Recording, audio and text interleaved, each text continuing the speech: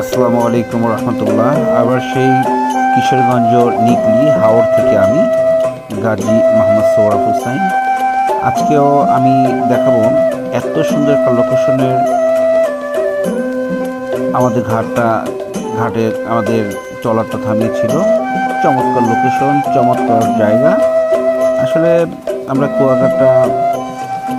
কক্সবাজারে যাই সৌন্দর্য দেখার জন্য, কিন্তু আমাদের সৌন্দর্য কিন্তু আমাদের ঢাকার খুব আশেপাশে আছে। কিশোরগঞ্জ খুব নিকটে। কিশোরগঞ্জ নিকলি হাওরটা এত বড় হাওর, আপনি এই সিজনে না গেলে বিশ্বাসই করবেন না। আর সবচেয়ে বড় কথা হচ্ছে, বাংলাদেশের আগে বলেছি 2-3টা এয়ারপোর্ট করার যত টাকা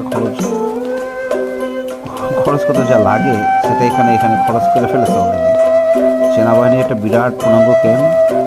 ওইদিকে হচ্ছে অষ্টগ্রাম পর্যন্ত নদীর উপরে, মানে হাওরের উপর থেকে আপনার 50 ফিটের উপরে হয় চড়া রাস্তা করেছে আলহামদুলিল্লাহ। যা 2-3টা এয়ারপোর্টের করার টাকা খরচ হয়েছে, কিন্তু ঢাকা থেকে এখনও যোগাযোগ হয়নি। ব্রিজে কাজ চলমান। ঢাকা থেকে এখন যোগাযোগ মাধ্যমই হচ্ছে ট্রলার এই অষ্টগ্রাম যেতে হলে। যাই হোক, আমি ভালো লাগছে আমার এই সফরটা।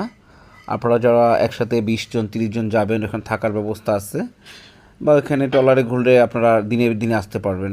খুব সুন্দর লোকেশন, সুন্দর জায়গা। আমি এক এক করে ভিডিওগুলো দেখাবো, আপনারা দেখবেন। আমার কাছে 10-15টা ভিডিও আছে, ইনশাল্লাহ আমি আপনাদের দেখাবো। আর সব কিছুর দাম হাতের নাগালে, এখানে সব হাতের নাগালে। আমরা আসার শুধু শপিং কমপ্লেক্স থেকে 130 জনের মধ্যে গিয়েছি আলহামদুলিল্লাহ। আবার রাত্রে চলে আসছি। ইনশাল্লাহ আপনারা যাবেন, ঘুরবেন, আনন্দ উপভোগ করবেন ইনশাআল্লাহ। আসসালামু আলাইকুম রহমতুল্লাহ।